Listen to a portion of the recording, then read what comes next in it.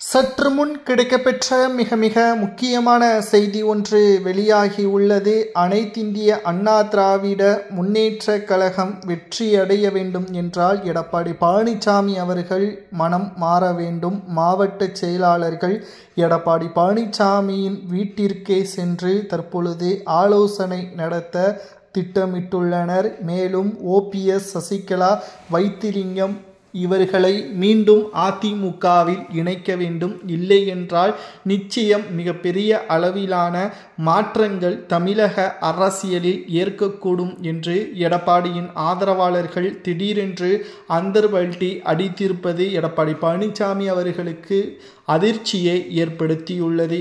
மேலும் தற்பொழுது அரசியல் களம் முற்றிலும் தமிழக மக்கள் திமுகவை புறக்கணித்து விட்டார்கள். தமிழக மக்கள் மாற்றத்தையும் எதிர்நோக்கி காத்து கொண்டிருக்கிறார்கள். இதை கச்சிதமாக அதிமுக பயன்படுத்தி கொள்ள வேண்டும். அதிமுகவின் தொண்டர்கள் நினைக்காத வரை அதிமுக வெற்றியடைவது கடினம்தான்.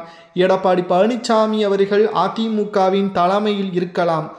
அதிமுகவின் பல்வேறு திட்டங்களை மக்களுக்கு கொண்டு செல்ல அவர் நேரடியாக பேசலாம். ஆனால் ஊராட்சி, ஒன்றியம், நகரம் என்று அனைத்து பகுதிகளிலும் தொண்டர்கள் களப்பணிகள் ஆற்றினால் மட்டும்தான் வெற்றி என்பது அதிமுகவின் கூட்டணிக்கு கிடைக்கும். இல்லை என்றால் மிகப்பெரிய ஒரு தோல்வியே தான் அதிமுக பெறும் என்பதையும் நம்மால் பார்க்க முடிகிறது.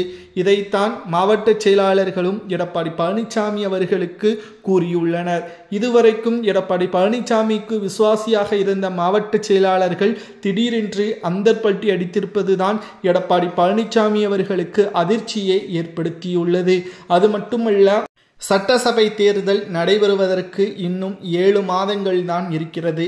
இந்த 7 மாதத்தில் கட்சி பணிகள், பொதுக்குழு, மாவட்ட குழு அனைத்தையும் ஏற்பாடு செய்து கட்சியின் தொண்டர்களிடம் இடம் பிடிக்க வேண்டும். அவர்கள் நினைத்ததுபடி அதிமுக ஒன்றிணைய வேண்டும்.